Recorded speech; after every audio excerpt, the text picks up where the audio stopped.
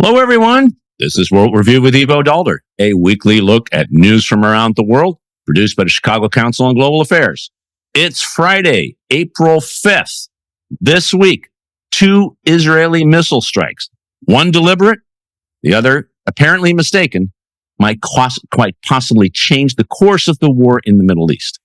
Israel struck the Iranian consulate in Syria, killing 3 top IRGC leaders. But hours later, Israel fired 3 missiles at 3 cars carrying 8 workers from Jose Andres' World Central Kitchen.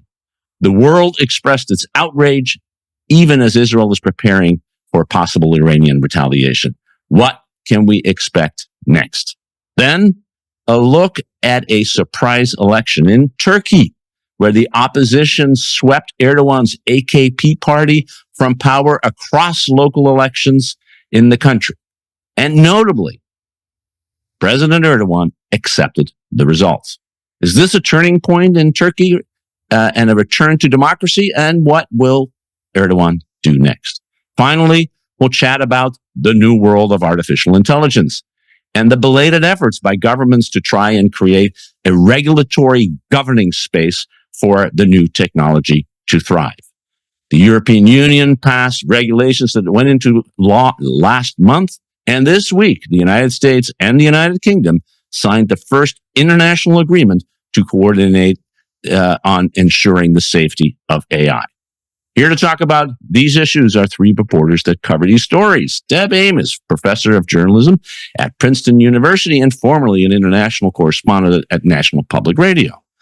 Jamil Andreini, editor-in-chief of Politico Europe, and Ryan Heath, technology reporter at Axios and co-author of Axios AI. Good morning, all. For those in Europe, good afternoon. Wonderful to have you. Great to have all of you back. What a week, Deb. Let's start on how can 3 or 4 missiles change the course of a war that has seen plenty of them up to this point. But clearly, what happened on Thursday, first in Damascus and then in Gaza, really did shake up things in a way that is not good for regional stability and not good for humanitarian efforts to help the people in Gaza. What do you make? Just bring us up to date about what happened and sort of what do you make of where we are? You're muted, Deb. There we go. Am I back? Yeah, you're back. Hey, that's great.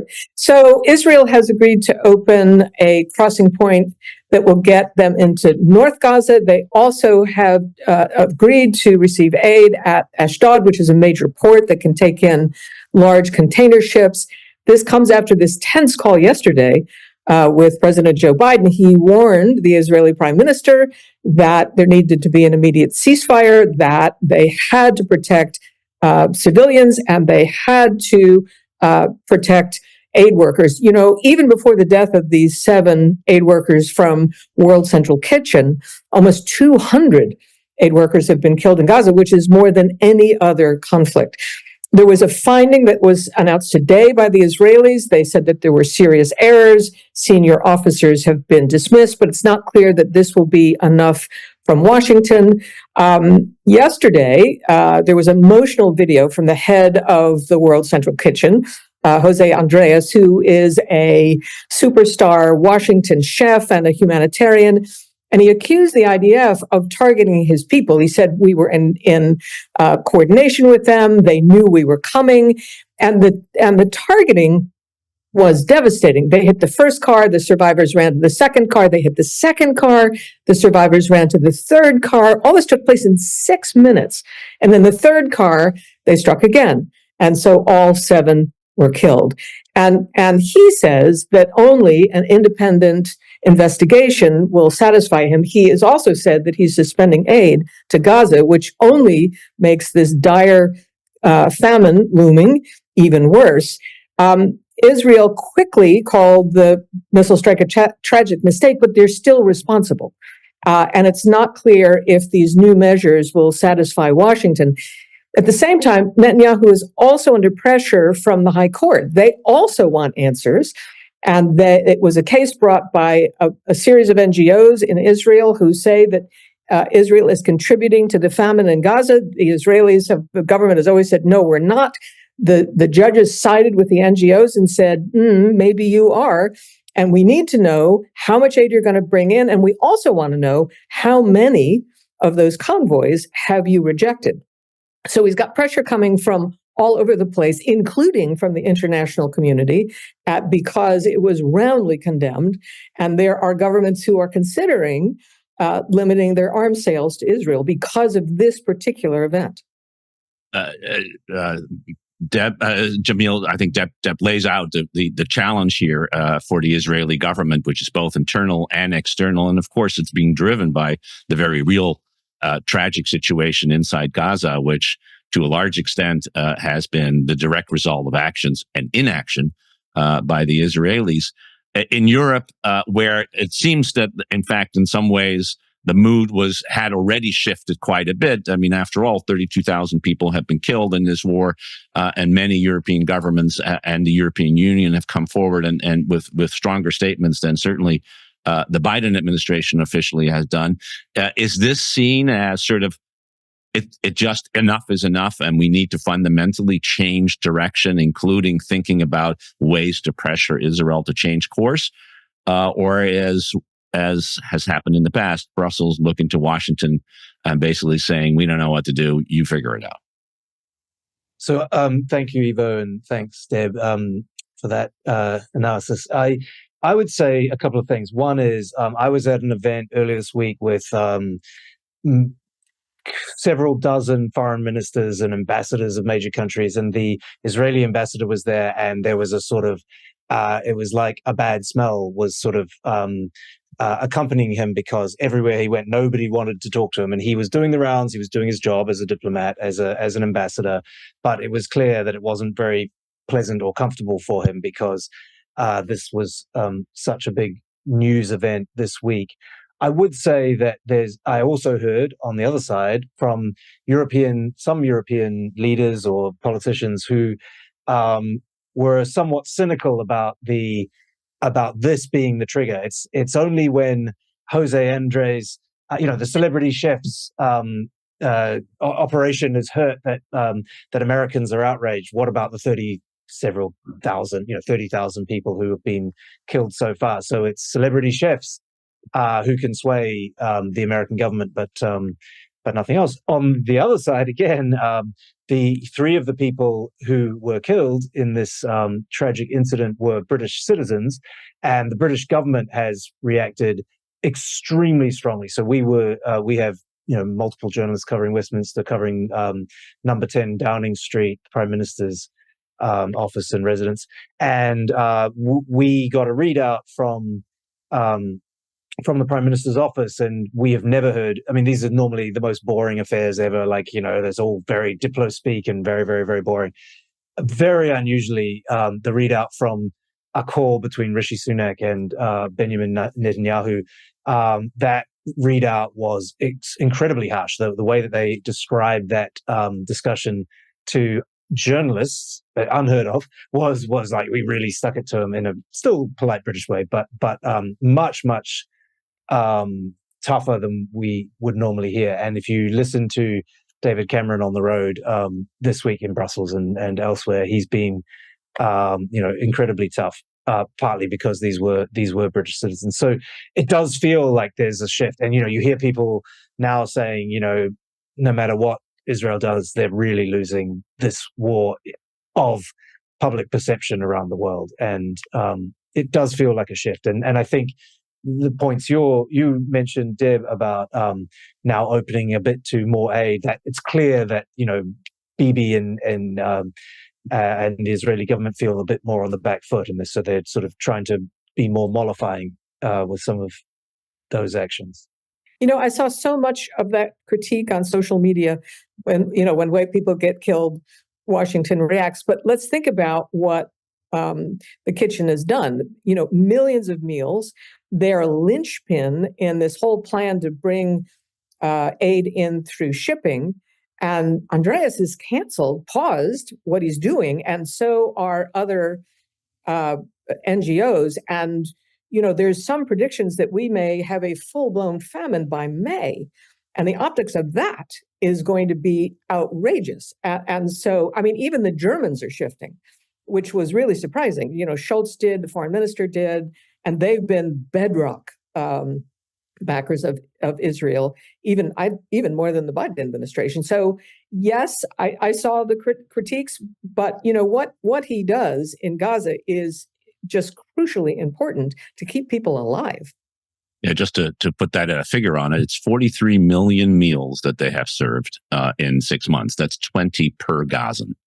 And there probably no one else has done more than World Central Kitchen, except maybe UNRWA, which of course has been banned by the Israelis and now by the U.S. government, which won't fund them anymore.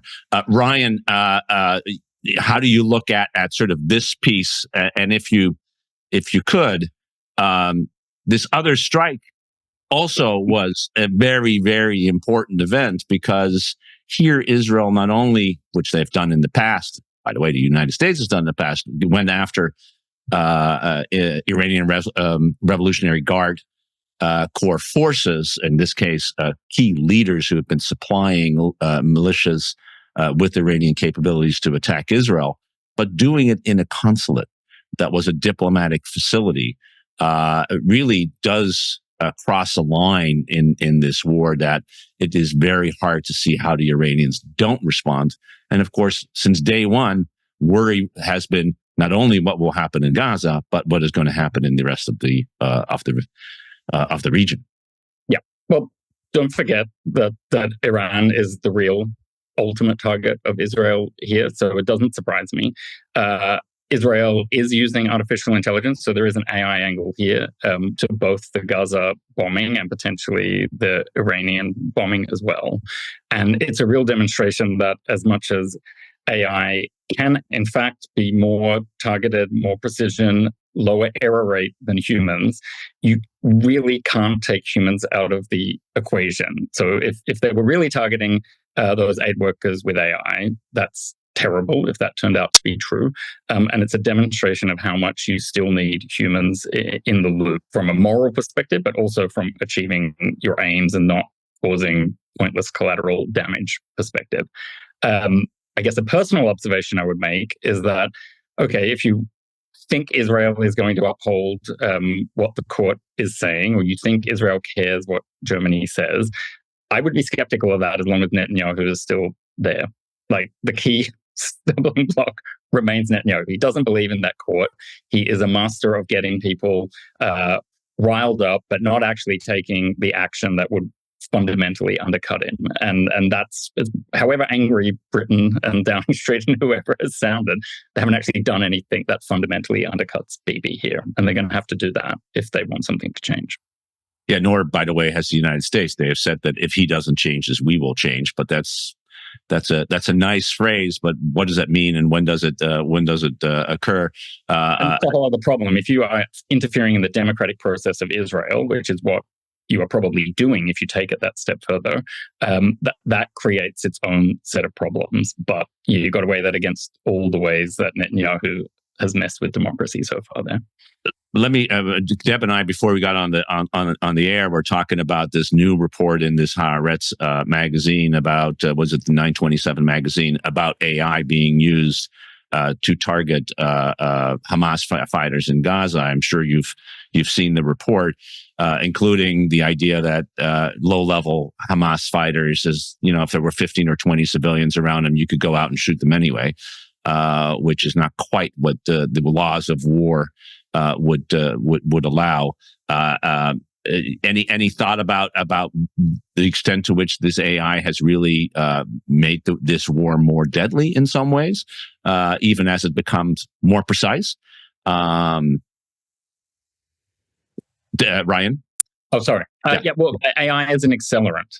So actually, let's wind the clock back a bit here. Complacency around what AI could do, I think, is part of the reason why people were, in some cases, literally caught napping on the morning of October 7. AI is not some kind of panacea for all of your complicated military problems. Like that's important to be understood. But because AI is so efficient at sort of going through data, spotting patterns, finding targets, and so on, it creates extra burdens for humans at the same time. Like you can go out and shoot and bomb whatever you want thanks to the information AI has given you. But if AI is doing that at an increasing pace, you've got to make sure humans are keeping up with it so that they can ultimately press the trigger or stop the pressing of the trigger when they realize that something is going wrong. And I think that is probably the bit that Israel hasn't fully gotten right yet. Like the AI is capable, but the people have got to be even more capable to handle. Although the details from the inquiry makes it seem that this was, human error. Two senior officers have been sacked, and Yep. the reporting is that some low-level guy saw a package and he thought it was a gun, and so he ordered the hits. I don't know if that was AI or just a failure of a human being to identify, or look closer to see what that was. Yeah, but it also raises the question that are you really going to shoot at three vehicles that are clearly R8 workers just because one of them may have a gun? And that sort of raises the fundamental issue about how are you fighting this war and what is the value of human life within the context of the conduct of the war.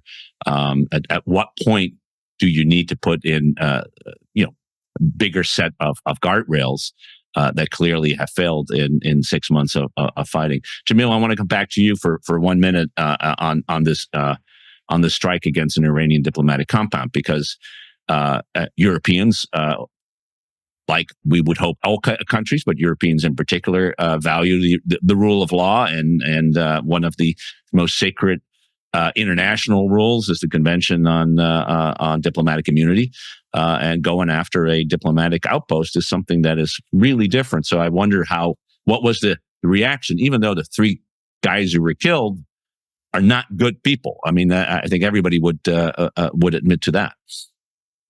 Yeah, I mean, in Brussels, there is condemnation of this sort of behavior. People are worried about particularly though, they're worried about what might come next if Iran decides to retaliate. And there are some people I've been talking to, or my reporters have been talking to, colleagues have been talking to, who think that is imminent, and that is very scary because they may not have full nuclear weapons capability, but they have very serious conventional weapons capabilities and some level of nuclear weapon sophistication. So, there are real concerns here about this. And again, as we've talked about a little already, a lot of the blame is being directed towards Netanyahu himself. There's a real feeling, here that he's the problem, and a couple of people in his cabinet in particular. And I've heard that even from, Deb, you mentioned Germans. Germans are, as you rightly say, the staunchest defenders of Israel in Europe for obvious historical reasons. But I've even heard from very, very people who I would consider great friends of Israel saying it's time for Netanyahu to go and the crazies in his cabinet to go. And a lot of them have been referring to the very dangerous, they say, very dangerous attacks on Iran and Iranian diplomatic premises. Deb, I want to give you the Vienna Convention, isn't it? The Vienna Convention. That's right. Yeah, I was looking for the same thing. I thought Geneva. No, the Vienna Convention is right. Deb, just to the region extraordinarily well. You've lived and reported from it for very many years. How do you think the Iranians are likely to react? I assume that they can't not do anything. There are worries also they may strike Jewish targets that are not in Israel, including in Europe. But how do you think they're going to react to this? Well, two things to note is Israel's canceled everybody in a combat unit. At the same time, they're saying to Israelis, don't buy all the canned goods off the shelf and don't take money out of the ATMs. But we are just being cautious. The Iranians have been remarkably restrained through almost all of this. And why would they want to interfere with Israel doing so much damage to itself?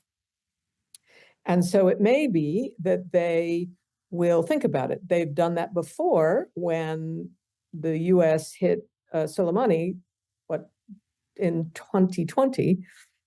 They waited, they struck, but it was not cataclysmic, and it didn't start a war. And we may see that restraint again. It is not in their interest to have a Middle East war, not at all. Neither is it for Hezbollah. So both of them are possible culprits if something happens. Look, it doesn't ever pay to be optimistic about the Middle East, but in this case, that's been the pattern so far. So I don't know. I think that's true. I mean, there's this interesting coincidence of interest between Iran and the United States that however bad the situation is, it can only get worse if it escalates. And they both seem to understand that. It's one of those things we'll have to wait and watch. In the meantime, Jamil, in another part of the Middle East / Asia / Europe, also known as Turkey, a really fascinating election over the weekend with for the best result for the opposition since almost 50 years, and the worst result for the AKP since Erdogan came to power 20 years ago. That was one, and that's after a year after Erdogan was supposed to have lost in the presidential and parliamentary elections, but won. And then the surprising announcement by Erdogan the evening of the election, say, yeah, well, that's the way it is. We'll just need to concentrate on the economy and do a better job in order to regain the trust of the people. Erdogan, the Democrat, is that what we're seeing? This was amazing. I'm not an expert in Turkey. I've been there a couple of times, but I do have colleagues who are real experts in, and luckily they briefed me before this call. There you go. We've got great expertise at Politico. This was fascinating because Erdogan, we all expected him to win like he did last year through a whole range of the dirty tricks that he has used in last year and in the past. And it appears that he really threw everything at this again. That was all of the same tactics of, he controls the press almost entirely. There are like gifts for the voters. There's a whole, there's suppression of opposition leaders and members. There's a whole kind of, the same old toolbox, the same old tools you would use to manipulate elections. He did that, and he still lost, and he lost quite badly. And the question is, the very interesting question is whether he tries to throw the mayor of Istanbul into prison, because there is a court case coming up because of some of the things Imamoglu, who is the mayor of Istanbul, whose party won really big by, I think in Istanbul, he won by 12 percentage points. So it's indisputable. It's like, we thought it was 9, now it's like 12 percentage points. That's a big, big win for that specific place. From some comments that Imamoglu made last year, it's possible he has a court case coming up, and it's possible he loses, and it's possible that Erdogan throws him in prison. And that would be obviously a terrible deterioration in the democratic situation in Turkey. We know, I've talked to actually friends who are Turkish and very, very, very involved in Turkish politics. We know that Erdogan has been grooming his son-in-law. His son-in-law is a billionaire, owns a big defense, or is a major shareholder in a big defense contractor in Turkey. The son-in-law has named the Bayraktar drones after himself. His surname is Bayraktar. So the drones that are being used by Ukraine to fight Russia are, being produced by Erdogan's son-in-law, even as Erdogan is very close and very friendly with Putin in many respects. So this was an absolutely fascinating election. The thing to watch next is what Erdogan does. Does he just go for like full dictator and just arrest the winner and throw him in prison on trumped up charges, or can he not do that? Because it's clear that he doesn't have the same sway that he has had since he came to power a couple of decades ago. I think a crucial aspect here is obviously the 70-something% inflation, economic mismanagement of epic proportions. The sort of general authoritarian tilt that has happened in the last several years. The Turkish people, particularly the urban, secular, more cosmopolitan elites, are just getting fed up, it seems. And you're seeing that when you see the election map. It's particularly in the cities that people are rejecting Erdogan and his party. I would say another interesting aspect to this is when I asked, some of my colleagues about this, I was like, well, okay, so let's say in a few years, the opposition takes over and, we get Erdogan's swept off the stage. What happens then? Is it, back into the fold, maybe even track into the European Union? And actually my colleagues don't think that's going to be the case. They think that within Turkey, it would be likely, you'd have a more secular government. The average Turk who likes to go to a nightclub and likes to drink and dance and whatever, they'd be happier, and there'd be a loosening. You'd get more tourism into maybe better economic management. You'd have more tourism into Istanbul in particular. But actually on the foreign policy front, the opposition are very much nationalists and very much would continue a lot of the foreign policy things that we outside of Turkey care probably more about, trying to balance between the different power centers in the Middle East to gain advantage over the Saudis and the Iranians and the Kurds, and is obviously a big issue, and balancing West and Russia and etc. So that was an interesting insight, I thought, which I believe them. They're experts, so I believe what they say. Well, that's the kind of reporting that we look for. People who talk to experts and provide it here. This is what exactly. That's perfect. So really a lot here, Deb, on the table. Pick up whatever piece you want.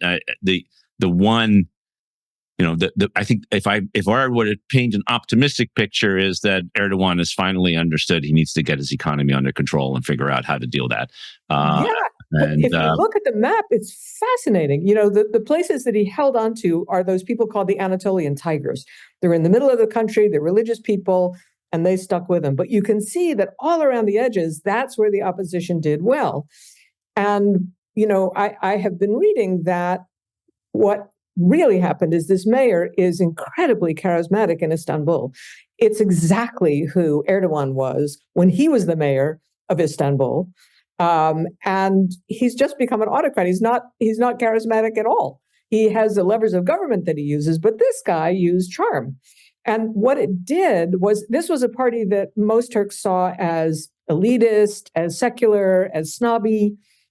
They didn't like the rest of the country, who wasn't like them, but they have softened that image. And that was the winning key to, and they now have 35% of the cities. That's how much they won. It's just extraordinary. And there was no way he could have a rerun because the margins were so big. It was very clear that the people have spoken. Now he's got an election, maybe in 4 years. Maybe he runs again for president. He'd have to change the constitution, I think, to do it. But I know he's done that before, but I have been reading that he would like to rule forever. But this result, could change those calculations for him. Ryan, once a dictator, always a dictator, or power corrupts, as they say, and absolute power corrupts absolutely. It's just hard to see how he takes his results. People have spoken, and I guess that's the way it is. But how do you see it? In a way, he didn't. Absolutely true. It was too hard to go full frontal against the main opposition party, but they went pretty full frontal against the pro-Kurdish party and overturned one of the results in one of the southeastern cities. And they did that. It's not quite a technicality. I think the electoral authority could have barred this Kurdish candidate in the first place because of a previous conviction, which we might argue was some kind of trumped up charge in the first place. But there was a way to remove this candidate. They let the guy run as part of this, we're being nice and softer and we're not autocrats sort of approach in the lead up to the elections. The guy wins, and then they were like, well, actually, we didn't mean that. He shouldn't have run in the first place. He's now out. They've now reversed that again in the last 24 hours, which gives us signs of hope and suggests that it's not the full autocrat approach. But I just think once you start trying to be an autocrat, you don't just suddenly forget all of those twitches and muscles that you've developed. You are constantly going to be tempted to flex them. And even if they didn't do that in somewhere like Istanbul, because it would have looked too ridiculous, they have been trying it down where they hope we in the Western power centers don't notice or care. So I think be alert, if not alarmed. And although that's unfair, but probably true, popular support for Kurdish candidates among non-Kurds is probably less than it is for popular support for CHP candidates like Imamoglu and the mayor of Ankara. So it may be easier to go after Kurdish candidates. Although, as you said, in this city, I believe it was in Van, way out in the east, people protested when he was removed, and now he's back as a co-mayor. So even there, it seems people power is that other thing that the dictators tend to bring forth. People power is alive and well in one form or other. Can I ask a question about, Syrian refugees were a big issue in Turkey, and in all the coverage, I couldn't find that was an issue this time. And in fact, I saw that the opposition won on those provinces on the border with Syria. So has that gone away, or the economy is so overwhelming? What inflation is 67%. It's crazy how inflation is must be killing people when they go to the grocery store. So is that such a big deal that they forgot that they don't like Syrian refugees? I mean, I think that is a good question. The core question is, if you don't like Syrian refugees, what does that mean? You go for the AKP, which let them in, or you go for the opposition. So it's not clear what the electoral impact per se is going to be. The earthquake as well. Remember, now it's 12 months after the earthquake in the south, and all the guys who were corrupt in building those buildings that unlike in New York, Ryan, where you had an earthquake half an hour ago, you're still on the 45th floor of whatever of your building, and even the flowers didn't sway.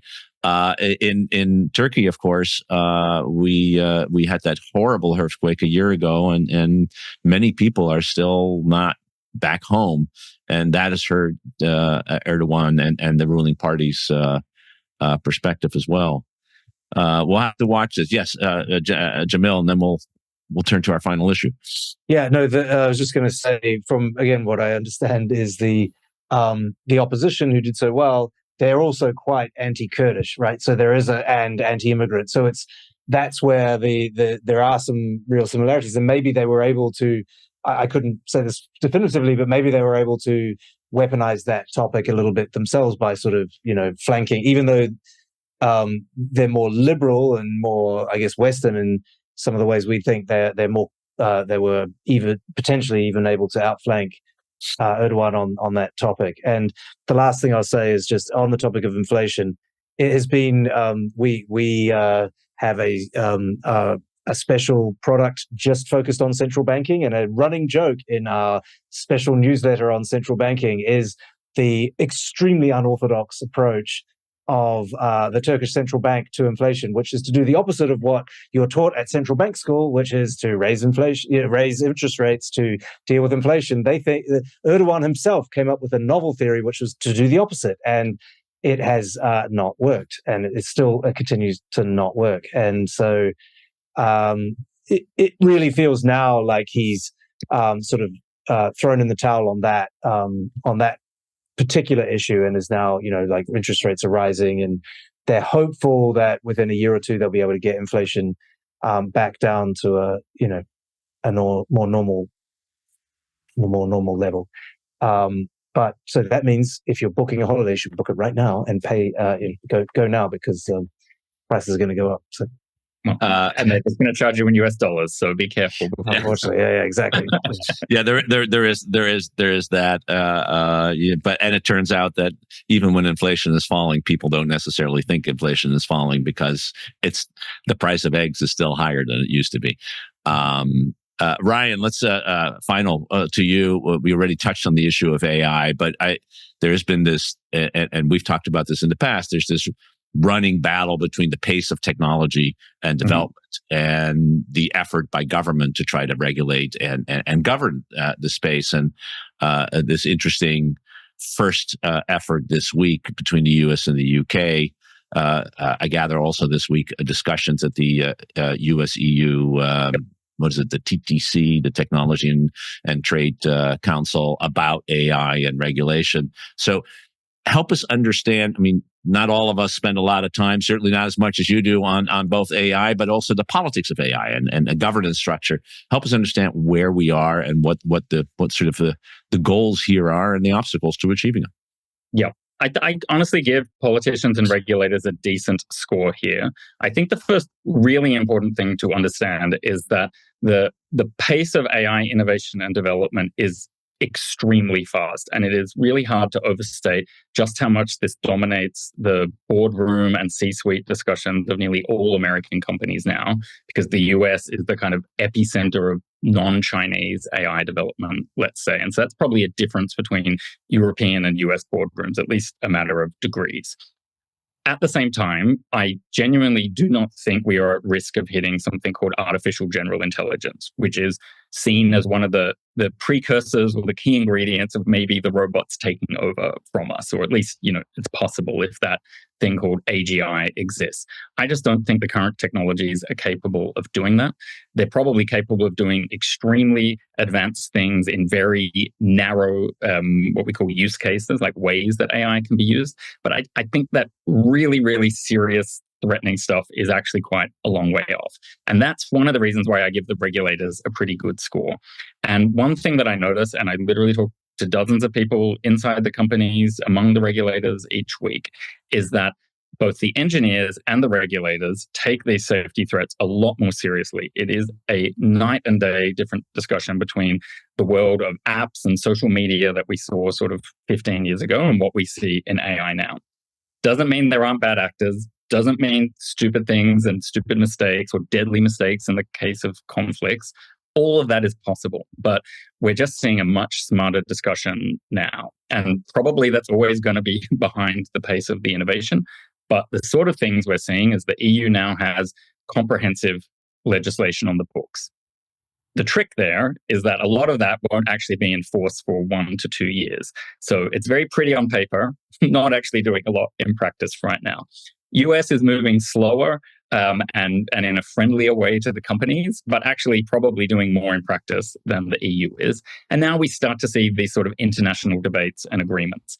And so I don't put too much store in what happened this week. It's kind of formalizing something that was in principle agreed at a big summit in Britain, in Bletchley Park in November last year.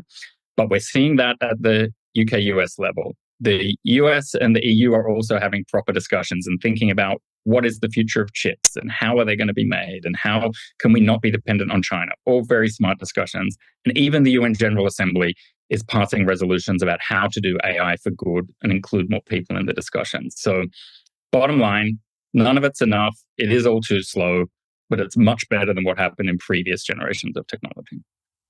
Yeah, certainly compared to, as you say, I think rightly, in the social media fund where the horse was out of the barn. In fact, had gone around the track about 100 times before anybody said maybe we should figure out how to put reins on them, and we're not very successful in there. Jamil, in Europe, in some ways, because digital has been a key aspect of European legislation and European regulatory thinking, both in the Commission and the Parliament. In some ways, Europeans have been more advanced. Part of that issue has been, you're regulating American technology, and isn't it really a protectionist effort to deal with American tech versus actually ensuring the safety of your people? So, how do you see this debate in Europe evolving, and do you think the Europeans share Ryan's perspective that they're acting quick enough, given that the pace of technology, though very fast, may not get to the danger point for a while? So I think there's a couple of things there. I think that there are people here who lament that all we can do is regulate the companies that other people, the innovation that others come up with. And I may have even said it on the show before, but I've said it a few times.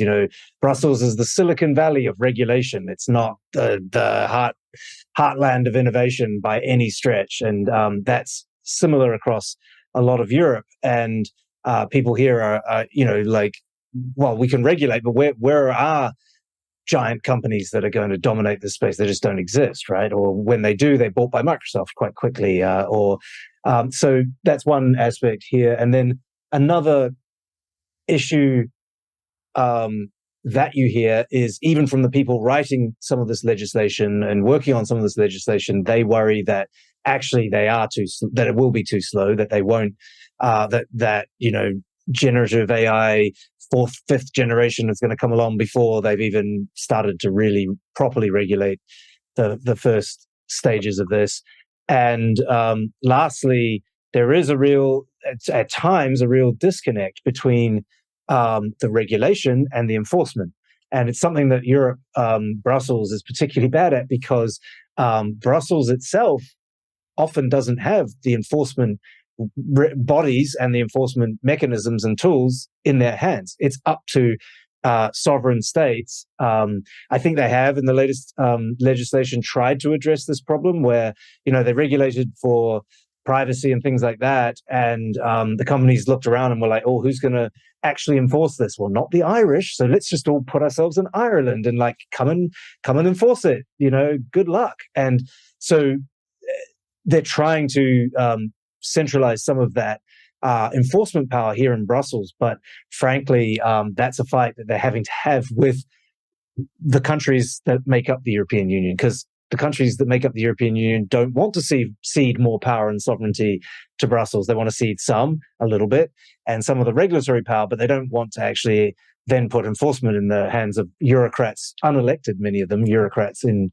Brussels as well, because that's just a constant tension in the European Union. So that's, I think, where we're at. No, I think you hit it right, because now you have to sort of the intricacies. It's almost they should have AI for European regulation, but the intricacies of the European bureaucracy, the fact that you have this shared sovereignty but not really full sovereignty, etc., and that creates a tension in and of itself. It's hard enough for a government to regulate a technology, let alone 27 governments who have weird kind of relationship with each other. So it's understandable that it is slow. Deborah, when you listen to this, I know you're not an AI expert and don't pretend to be one, even on TV or on podcasts. But when you listen to this, where do you see hope in some ways, or where do you see fear? Well, what I'm thinking about, because I'm in Berlin, what I get to do, and it pleases me to no end, is to reject all cookies. And I do it all the time. It takes another couple of minutes whenever I get online, and I think, I can't do that in Brooklyn. And so maybe listening to you two, I think, oh, maybe that is kind of a fool's paradise, and I don't get a whole lot for that. But still, I will go about my business and I will reject all cookies. Ryan, yes. Oh, but it's a very important leading indicator there, Deborah, because it's helped you click on to the fact of how much surveillance or power these companies have over your life. And if I have any advice for people who feel lost and confused about the AI debates, is that yes, AI is technology, but it's something that's going to transform lots of aspects of our lives. And you in a democracy have a stake in all of those aspects of your lives. So it doesn't matter whether you understand the underlying technology or not, although it helps to try and be smart. You need to take a values-based approach and apply your values to these AI discussions. And that's what matters. And that's what's going to keep it under human control at the end of the day. So never be afraid or freaked out or don't be bamboozled by anyone trying to talk deep tech to you, because that is not what this AI set of debates is about. T-shirt to follow. Reject all cookies. Well, I think that's a great way to end a Friday afternoon discussion. Accept the real ones, by the way. Don't reject the real ones, particularly if they're home baked. But when it comes to the internet, cookies are bad, and it's one way to know that people are not if you're a news organization. Let's be clear. Say yes to the cookies if you're on the website of Politico, not Axios. Definitely reject all Axios cookies. Politico cookies. Well, here you go. See, this is where we're come, because of course these cookies help some, even if they don't necessarily help you, but they may also help you, because we'll help you get the information you need if you say yes to our cookies. And for those of you who are listening, if you find that you're getting baking recipes in your feed from now on, that's because you are not deleting your cookies. With that, I want to thank Deb Amos of formerly of NPR, now Princeton University, Ryan Heath of Axios, and Jamil Andreini of Political Europe, and thank all of you for tuning in. Thanks for being part of it. At least we end the show on a lighter note, which isn't normal for most of our Fridays in World Review. So with that, I hope to see you back next week. Until then, have a fantastic weekend. Bye-bye.